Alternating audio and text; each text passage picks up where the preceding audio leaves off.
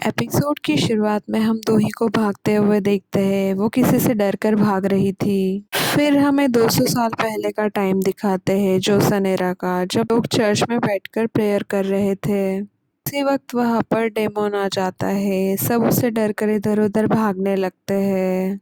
हम देखते हैं कि एक छोटी बच्ची उससे बिल्कुल नहीं डरती है। डेमोन किसी को कुछ नहीं करता है और अपना रूप बदलकर वहां से चला जाता है। और हम उससे लोगों की हेल्प करते हुए देखते हैं। एक भूखा फिशरमैन जब मछलियां नहीं पकड़ पा रहा था तो वो उसकी हेल्प करता है, बट फिशरमैन को लगता है कि वो कोई गॉब्लिन है। तब वो डेमन उससे कहता है कि उसकी तुलना इतनी अगली और लोली स्पिरिट से बिल्कुल ना करे। वो कोई गॉब्लिन नहीं बल्कि एक डेमन है और वो किसी की भी हेल्प फ्री में नहीं करता था।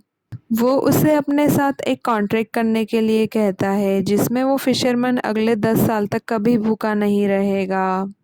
बट फिर 10 सालों के बाद में उसकी बॉडी मर जाएगी और वो अंडरवर्ल्ड या फिर हेल में चला जाएगा, जहाँ से डेमन खुद आया था। तब वो फिशरमैन सोचता है कि भूखे रहने से तो अच्छा ही है, और वो अपने ब्लड से वो कॉन्ट्रैक्ट साइन कर लेता है। और ऐसे ही वो डेमन एक इंसान को अपने जाल में फंसा लेता है। वो उसे 10 साल के बाद मिलने का कहकर वहां से चला जाता है। फिर कहानी शिफ्ट होती है 2023 में। हम पार्टी में दूही को देखते हैं, जहां उसे एक आदमी पार्ट टाइमर समझकर फाइनेंस में काम करने का ऑफर दे रहा था। तब दूही उसे ही कहती है कि अगर उसे भी किसी इन्वेस्टमेंट की इंक्वायरी की ज़रूरत हो तो उसके सेक्रेटरी से बात करे। और फिर स्टेज पर चली जाती है। वो आदमी तो उसे देखता ही रह जाता है। वही मेरे ग्रुप की 4 वारिसों में से एक वारिस थी और उसके पास F&B कंपनी थी, जिसके लिए उस बेस्ट सीईओ का अवार्ड मिल रहा था। बाद में वो अपने ऑफिस जाती है, जहां वो देखती है कि इंटरनेट पर उसकी कंपनी के प्रोडक्ट्स को क्रिटिसाइज किया जा रहा था। तब वो अपनी सेक्रेटरी मिस शीन को ये सब कुछ चेक करने के लिए कहती है कि कौन उसके प्रोडक्ट्स के बारे में बुरा भला बोल रहा था। तभी उसे चेयरमैन अलमाइटी जू का कॉल आ जाता है, जो उसे एक ब्लाइंड डेट पर भेजना चाहती थी। बट दो ही इस चीज़ के लिए मना करती है। तब अलमाइटी जू उसे कहती है कि वो अपना चेकअप भी नहीं करवाएगी। वो उस वक्त हॉस्पिटल में थी, इसलिए वो दोही को चेकअप के नाम पर इमोशनली ब्लैकमेल करती है। तब दोही को जबरन डेट पर जाना पड़ता है। इधर हम डेमन को देखते हैं, जो बहुत सारी वॉल क्लॉक से घिरा हुआ था और सभी में टाइम की उल्टी गिनती चल रही थी, और उसी वक्त एक घड़ी रुक जाती है।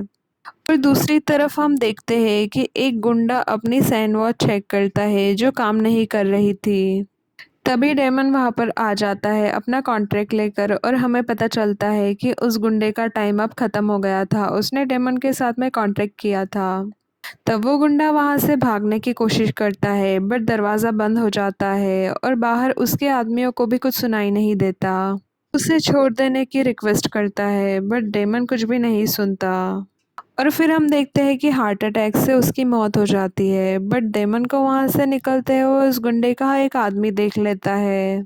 फिर हमें डेमन का ऑफिस दिखाते हैं। डेमन का नाम गुवॉन था, और ऐसे लोगों से कॉन्ट्रैक्ट करवा कर बाद में उन्हें हेल भेजना उसका काम था। उस गुंडे के मरते ही उसके ऑफिस से एक घड़ी गायब हो जाती है। और हम देखते हैं कि दो ही डेट पर जाती है, बट उसकी डेट कोई और नहीं बल्कि गुवॉन ही होता है। पहले तो अपना टाइम बिल्कुल वेस्ट नहीं करना चाहती थी, बट जब वो उसे देखती है तो गुवॉन उसे बहुत हैंडसम लगता है। उनमें थोड़ी बहस हो जाती है। फिर दो ही वहाँ से जाना चाहती थी, बट उसी वक्त चेयरमैन का मैसेज आ जाता है, तो दो ही को जबरन वहाँ रुकना पड़ता है। तब गुआन उसे कहता है कि वो कौन है और यहाँ पर क्यों आई है। उसने तो शांति से खाना खाने के लिए पूरा का पूरा रेस्टोरेंट बुक कर लिया था, तो इसलिए वो दो ही को वहाँ से भगाना चाहता था, लेकिन फिर भी दो ही वहाँ से नहीं जाती है। फिर हम दूसरे रेस्टोरेंट में एक अजीब से आदमी को देखते हैं, जो एक्चुअल में दो ही की डेट थी, बट वो बेचारा वहाँ अकेले ही उसका वेट कर रहा था। पर दो ही डिसाइड करती है कि वो कम से कम 30 मिनट का टाइम स्पेंड करके वहाँ से चली जाएगी। वो उसे कहती है कि उसे भी यहाँ रुकने में बिल्कुल इंटरेस्ट नहीं है, बट उसे ऊपर से ऑर्डर्स आए हैं तो रुकना पड़ेगा। तब गुओन को लगता है कि ऊपर से ऑर्डर्स आए हैं, मतलब अलमाइटी से ऑर्डर्स आए हैं। अब दो ही उसे कहती है कि इस सिचुएशन से निकलने के लिए उन्हें साथ में काम करना होगा। और फिर वो एक दूसरे के साथ में अपने कार्ड्स एक्सचेंज करते हैं। गुओन एक फाउंडेशन चलाता था, सुओन फाउंडेशन, जहाँ पर ट्रेडिशनल डांस और आर्टिस्ट्स को सपोर्ट किया जाता था। इस टाइप के फाउंडेशंस में उसका फाउंडेशन सबसे ज़्यादा रेपुटेटेड था। अब जब गुआन को लग रहा था कि ये ऑर्डर्स अलमाइटी के हैं, तो वो दोही से प्लान्स के बारे में पूछता है कि आगे के प्लान्स क्या है। बट दोही को लगता है कि वो आगे उनकी डेटिंग के बारे में बात कर रहा है। तब वो ब्लाइंड डेट के बारे में बताती है कि चेयरमैन जू, जो कि दोही के अडॉप्टिव गार्जियन है, उन्होंने ब्लाइंड डेट सेट करी है, तो अब ये करना ही पड़ेगा। वो चेयरमैन जू को अलमाइटी जू कहती थी और इसी वजह से ये सारी मिसअंडरस्टैंडिंग्स क्रिएट हुई थी। बाद में दो ही के 30 मिनट्स ख़त्म हो जाते हैं, तो वो वहाँ से जाने के लिए उठती है। और दूसरी तरफ उस मरे हुए गुंडे के आदमी वहाँ गुआन को ढूंढते हुए आते हैं। और सेम टाइम पर एक वेटर वहाँ केक लेकर आ रहा था। उसे धक्का लगता है और वो केक दोही के ऊपर गिरने ही वाला था कि उससे पहले गुआन उसे बड़े ही स्टाइल से बचा लेता है। दोही तो उसे देखती ही रह जाती है। फिर वो वॉशरूम में चली जाती है और हम देखते हैं कि गुआन तो अपना केक बचा रहा था। दो ही वॉशरूम में जाती है और अकेले अकेले खुश होती है। उसे लगता है कि गुआन ने उसके लिए केक भी रेडी करवाया था, बट गुआन ने तो वो केक खुद के लिए ऑर्डर किया था। और ही को गलतफहमी हो जाती है और वो गुआन से इम्प्रेस हो जाती है। और हम देखते हैं कि गुआन अपना केक खाने के लिए बहुत ही बेसब्र होता है, बट उससे पहले ही गुंडे वो केक पूरी तरह से ख़राब कर देते हैं। और वो गुआन से पूछते हैं कि उसे किसने भेजा है। उधर वॉशरूम में दो ही अपना मेकअप रिटच करती है और अकेली अकेले खुश होती है कि वाह, वो कितनी सुंदर है और कितनी चार्मिंग है। और इधर बाहर गुआन उन गुंडों की बहुत पिटाई करता है और वो सबको गायब कर देता है। वो सबको अपने न्यूज़पेपर में बंद कर लेता है। जब दोही बाहर आकर देखती है कि केक उसके बिना ही कट गया है और गुआन ने अकेले ही पार्टी मना ली है, तो गुआन उसे वहाँ से जाने के लिए कहता है। बाद में वो सब गुंडों को टॉयलेट में न्यूज़पेपर से रिलीज़ कर देता है और फिर वहाँ से निकल जाता है। जब दो ही घर जाती है तो अपनी सेक्रेटरी से पूछती है इंटरनेट के ऊपर सारी कमेंट्स के बारे में। तब उसकी सेक्रेटरी उसे बताती है कि ये सब कुछ सुआन कर रही थी, वो चेयरमैन जो कि खुद की बेटी थी। और हमें दिखाया जाता है कि मेरे ग्रुप में सारे लोग एक दूसरे के साथ में पावर के लिए झगड़ रहे थे। मेरे ग्रुप को अलमाइटी जू ने ही एस्टेब्लिश किया था। बट जब वो 70 इयर्स की हो जाती है, तब उनके सब बच्चे आपस में ही झगड़ा करने लगते हैं, बट वो हमेशा नाटक करते रहते थे साथ रहने का। मैं जो कि अपने सगे दो बच्चे थे, एक बेटा एक बेटी, दोनों की ही शादी हो चुकी थी और दोनों के ही बच्चे थे। उनका एक भाई था और उसका भी कंपनी में बहुत सारा शेयर था। और फिर थी दो ही, जो कि उनसे ब्लड रिलेटेड नहीं थी, बट उन्होंने उसे गोद लिया हुआ था। और हम देखते हैं कि इन सभी लोगों में सबसे ज़्यादा क्लोज उनकी दोही ही थी। फिर हमें प्रेजेंट में दिखाते हैं जब दोही को फाइनेंशियल टीम के लीड का फ़ोन आता है। वो उसे बताता है कि वो उसे कुछ ज़रूरी इन्फॉर्मेशन देना चाहता था, बट वो उसे मिल के बात करना चाहता था। तब वो अपनी सेक्रेटरी से कहती है कि कोई भी उसे यहाँ पर शांति से जीने नहीं देगा। तभी उसके फ़ोन पर अलमाइटी जू का मैसेज आता है कि वो मरने वाली है। तब दो ही भाग भाग कर हॉस्पिटल जाती है, बट वहाँ पर ऐसा कुछ भी नहीं था। वो बस उसके साथ में मजाक कर रही थी। आज दो ही का बर्थडे था, इसलिए उन्होंने नाटक करके दो ही को हॉस्पिटल बुलाया था। और वो लोग ऐसे ही बातें करते हैं। जब दो ही कॉलेज में थी, तब अलमाइटी जू कुछ ना कुछ ऐसी हरकतें कर ही देती थी कि दो ही को अपना मुंह छुपाना पड़ता था। वो दोही का उसके बॉयफ्रेंड से ब्रेकअप करवाने के लिए उसके बॉयफ्रेंड को हमेशा ब्राइब दिया करती थी, बट उसमें पैसे नहीं होते थे, बल्कि गिफ्ट वॉचर्स होते थे। और ऐसे ही सब चीज़ों से परेशान होकर वो एक बार घर से भाग जाती है। बट फिर भी अलमाइटी जू उसे खुश रखने की कोशिश करती थी। उन्होंने दोही के लिए केक भी रेडी रखा था। बाद में वो दोही को डेट के बारे में पूछती है, तो दोही बताती है कि उसकी डेट बिल्कुल अच्छी नहीं गई। तब अलमाइटी जो उसे कहती है कि लुक्स के अलावा वो लड़का बाकी सब चीज़ों में बहुत अच्छा है। तब दोही उनसे कहती है कि उसके पास सिर्फ लुक्स ही तो थे। ये बात उन्हें बिल्कुल समझ नहीं आती और वो दोही को उसके डेट की फोटो दिखाती है। उसी वक्त मिस शीन आकर बताती है कि मैच मेकर से होटल नेम में गलती हो गई थी और तब दोही को समझ आता है कि वो किसी और इंसान से मिलकर आ रही थी। इधर हम गुआन को उसके कल्चरल सेंटर में देखते हैं जहाँ डांस की प्रैक्टिस चल रही थी। तभी उसे मिस शेन का कॉल आता है जो लंच के टाइम पे गड़बड़ हो गई थी उसके लिए वो दोही की तरफ से उनसे माफ़ी मांगती है। बट गुआन को इन सब चीज़ों में बिल्कुल इंटरेस्ट नहीं था तो वो फ़ोन काट देता है। माइटी जो उसे फिर से ब्लाइंड डेट सेट करने को कहती है। वो उस चाहती थी कि मरने से पहले दोही की शादी देखना है। वो दोही के लिए गिफ्ट में रिंग्स लेकर आई थी। ये कपल रिंग्स होती है। वो दोही से कहती है कि जब उसे उसकी पसंद का लड़का मिल जाएगा तो उसे ये रिंग दे दे। और हमें पता चलता है कि आज के दिन उसके मॉम डैड की डेथ हुई थी इसलिए वो अपना बर्थडे कभी सेलिब्रेट नहीं करती थी। तब अलमाइटी जो उसे सब कुछ भूलकर अब से अपना बर्थडे सेलिब्रेट करने के लिए कहती है। उधर हम देखते हैं कि गुआन का मैनेजर उससे उसके ख़राब मूड की वजह पूछता है तो गुआन बताता है कि उसका मूड एक डेट की वजह से ख़राब है। तब वहाँ जो डांसर थी गायोंग वो बात सुन लेती है और वो गुआन से पूछने लगती है कि क्या वो डेट पर गया था। गुआन उसकी बात टालता है। तब गायोंग उस पर गुस्सा करती है। इधर दो ही अपनी सौतेली बहन सुहान से मिलने के लिए खुद ही ड्राइव कर कर जाती है।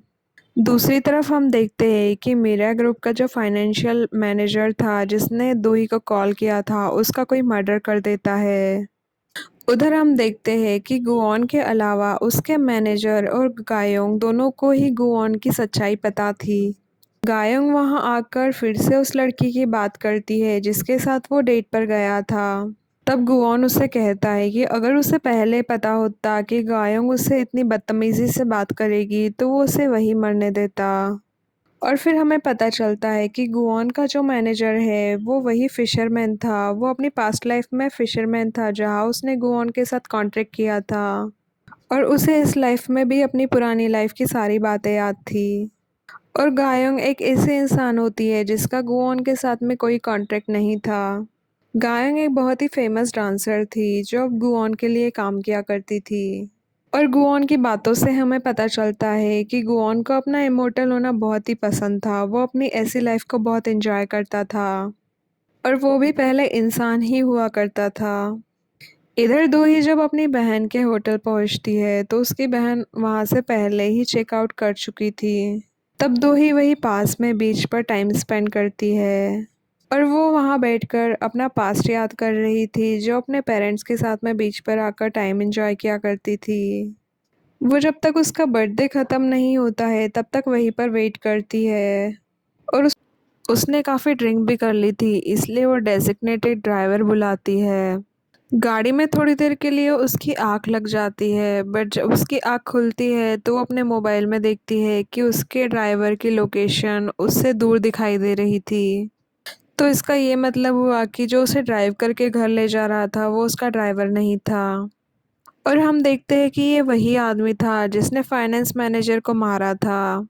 और रास्ते में एक गाड़ी खड़ी थी जिसके अंदर उसकी लाश भी रखी हुई थी। तो ही उससे पूछती है कि उसे मारने के लिए उसे किसने भेजा है। तब वो आदमी उसे कहता है कि ये मत पूछो कि किसने मारने के लिए भेजा है बल्कि ये पूछो कि वो उसे क्यों मार रहा था। पता है कि वो उसे जू चॉन सुक की वजह से मार रहा है और ये चेयरमैन जू का नाम था। बाद में वो उसके ऊपर अटैक कर देता है तो वो बेहोश होने का नाटक करती है। जब उसका ध्यान थोड़ा हटता है तब वो गाड़ी से भागने की कोशिश करती है। तब वो आदमी भी उसके पीछे चाकू लेकर भागता है। इधर हम देखते हैं कि गुआन भी एक ऐसे ही इंसान को ढूंढ रहा था जो बहुत डेस्परेट हो और जिसकी हेल्प के बदले वो उसे एक कॉन्ट्रैक्ट साइन करवा सके। तभी उसे दोही की आवाज़ आती है और वो उसे बचाने के लिए वहाँ आ जाता है। बट जब दोही उसे देखती है तो वो सोच में पड़ जाती है कि क्या वो किलर के साथ है बट फिर वो सोचती है कि नहीं वो किलर के साथ नहीं हो सकता और वो उसकी हेल्प लेने के लिए चली जाती है। तब गुआन उसे कॉन्ट्रैक्ट का बोलता है बट दोही का दिमाग ऐसे टाइम पर भी बहुत तेज़ चल रहा था। वो उससे बोलती है कि उसे सारी कंडीशंस जाननी है, बिना कंडीशन जाने वो कॉन्ट्रैक्ट साइन नहीं करेगी। तब गुआन कहता है कि ठीक है, वो वहाँ से चला जाएगा।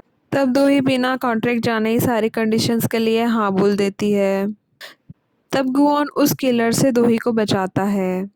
दोही एक जगह छुप जाती है, फिर गुआन उसके पास जाता है और वो हाथ में लाकर डील फाइनल करते हैं। तभी वो देखते हैं कि किलर उन्हीं की तरफ गाड़ी लेकर आ रहा था। तब गुआन अपनी शक्तियों से उस गाड़ी को रोकना चाहता था, बट फिर भी वो गाड़ी उससे नहीं रुकती, जैसे उसकी सारी शक्तियाँ चली गई हो। और इसी चक्कर में दोही का बैलेंस बिगड़ जाता है और वो गिरने लगती है। तब गुआन दोही को बचाने के लिए उसके साथ पानी में गिर जाता है। बट हम देखते हैं कि पानी के अंदर गुआन तो बेहोश है, जबकि दोही होश में है। जब दोही गुआन को बचाने के लिए उसका हाथ पकड़ती है, तो गुआन के हाथ का टैटू दोही के हाथ के ऊपर शिफ्ट हो जाता है। और फिर बाद में वो दोनों ही बेहोश हो जाते हैं। जब दोही को होश आता है, तो वो देखती है कि वो लोग एक बीच पर थे और गोवा नोटिस करता है कि उसके हाथ पर तो टैटू है ही नहीं। फिर वो नोटिस करता है कि दोही के हाथ पर टैटू है। इसी के साथ एपिसोड फर्स्ट यही खत्म हो जाता है। Thank you for watching. If you liked what you saw, make sure to subscribe for more content.